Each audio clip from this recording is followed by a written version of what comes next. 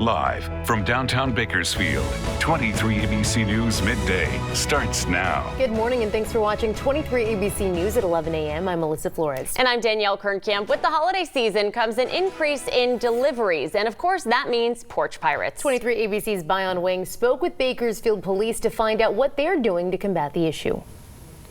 And he just got the package and he just took off. It's especially prevalent this time of year where people are coming up, see the package left on the porch, and they're taking it and driving off. The holiday season is mostly a period of giving, but according to the Bakersfield Police Department, it's also a time when the community experiences a rise in porch pirating. It's unfortunate. This should be the time of year where you'd hope people would be more decent to one another. It's not always the case. The case for Bakersfield resident Beto Buenrostro was a stolen PC worth over $1,200. A surveillance camera captured a man walking to his front door in Southwest Bakersfield and taking the Christmas present Buenrostro bought for his daughter. Well, I went to the mailbox to check if it was there. It wasn't there.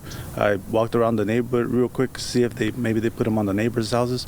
Wasn't there. So then I checked my cameras, and that's when I seen the guys coming and taking it. If the porch pirate is caught in Buenrostro's case, he will face a felony count of theft because the item he stole was worth more than $950. But according to the district attorney's office, the majority of items stolen from your front door is less than that, making the crime a misdemeanor. And the suspects who steal those items aren't usually held accountable. So that's one problem that we're having is people who are arrested on misdemeanors often are not being booked into the county jail because there's no place to put them. And so what happens is people are given a ticket with a promise to appear, and if they don't appear, which about 70 to 80% of misdemeanor defendants that are out of custody are not appearing is what we're seeing. Oftentimes we're not seeing any punishment at all. This reality calls for a heightened sense of awareness. BPD says schedule deliveries when you know you're going to be home or have it sent to your work or to a friend's house. Officials say it's better being safe than sorry. You worked for it, and somebody just sees it and takes it and has no consequences. So I at least want this to get out there so people could see it and they could be embarrassed and not do these things. For now, Bayan Wang, 23 ABC, connecting you. All right, let's bring in Chief Meteorologist Elena Rusk. With the holiday season comes also a lot cooler weather and rain. Yeah. Look at this storm, you guys. It's been very impressive this morning as expected. Look at that rain from Sacramento all the way down to San Diego. That is a really impressive rain amount just within the last 6 hours as this has been spinning and moving on shore. So coming down to Kern County, we're getting some clearing as expected, but we'll still have periods of moderate to heavy rain. It will just be smaller cells instead of that big swath of rain that we had earlier this morning. It's still picking up down into the desert. Many flooded roads reported out there. Temperatures are in the 40s. Higher elevations, Breckenridge you see just at Fraser Park is the same. So it's been a slushy mix, but only snow for the very highest elevations so far. And we'll have some more snow chances as the day goes on. But I wanted to show you that also as the rain is breaking apart, those winds are starting to die down. We had a high wind warning this morning. It was allowed to expire right on time at 11 a.m. But we still have that winter weather advisory. More in your future cast for the hour-by-hour rain and snow for the rest of the day coming up. The search continues for the driver of an SUV responsible for a deadly collision in central Bakersfield. According to Bakersfield police, at about 7:15 last night, they received reports of a person hit by a car near the intersection of South Chester Avenue and 3rd Street. Upon arrival, officers found a man in a wheelchair who'd been hit by a vehicle heading south on Chester. That man eventually died at the scene. According to police, the man was crossing in an unmarked crosswalk on 3rd Street and had the legal right to cross. It's unknown if speed, alcohol, or drugs played a role in this crash. They're still investigating exactly what caused it. Police say it's a reminder for drivers to make sure you're focused on the road.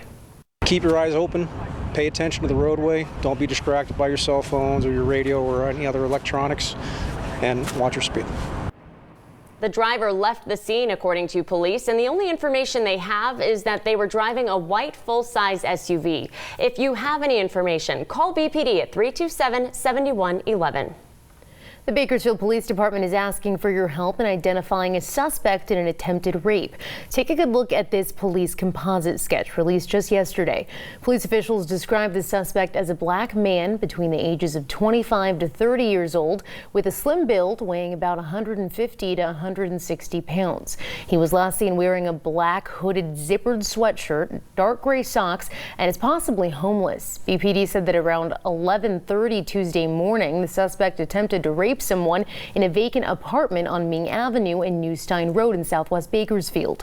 The victim was able to fight off the suspect, who then fled on foot. Anyone with information is asked to call BPD at 327-7111. And police also asking for your help in finding the suspect they say is responsible for shooting a man. Officers with the Bakersfield Police Department found a man suffering from a gunshot wound on Melwood Street Tuesday afternoon just after 4:30 p.m. Police say the victim was taken to a local hospital and is listed in critical condition. Officers obtained a warrant for an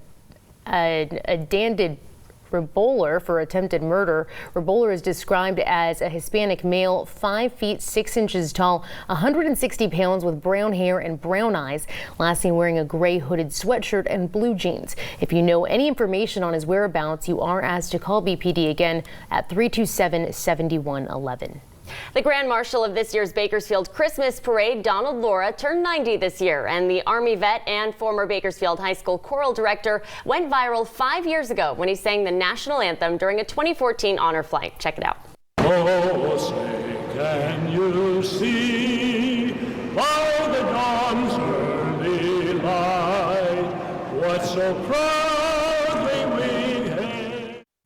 Laura is a Korean War veteran and worked at BHS as the choral director for 20 years, 1961 to 1981. He was 85 when he sang that. Now, at 90, he's going to welcome us into the 37th annual Christmas Parade. He says he's humbled and honored to serve as Grand Marshal and is looking forward to the parade tomorrow. Well, I want to greet the crowd and wave and say Merry Christmas and Happy New Year and that kind of thing, you know, and just make everybody feel great. We are so excited for the Christmas parade tomorrow. There's going to be live performances, cheer squads, fire trucks, marching bands, and so much more.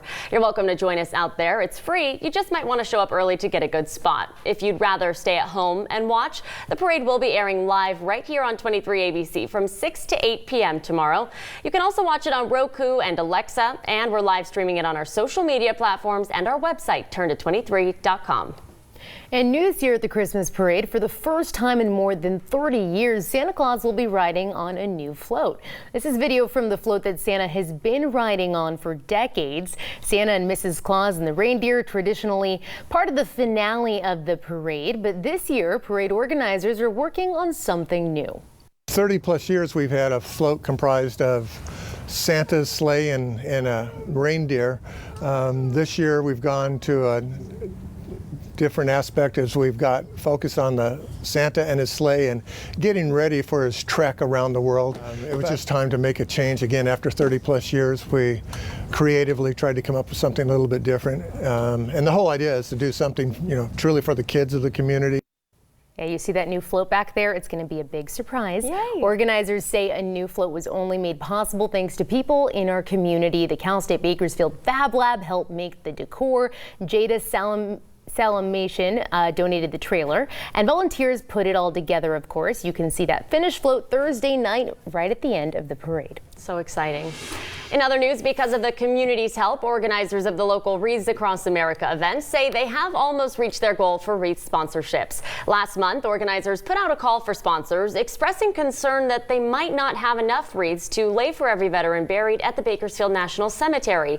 Now, the community has responded in full force, and according to a post on social media by organizers, they've received an additional 2,800 wreath sponsorships on top of the 2,100 they already had. Organizers are reporting they're now at 95% of their goal of having 5,000.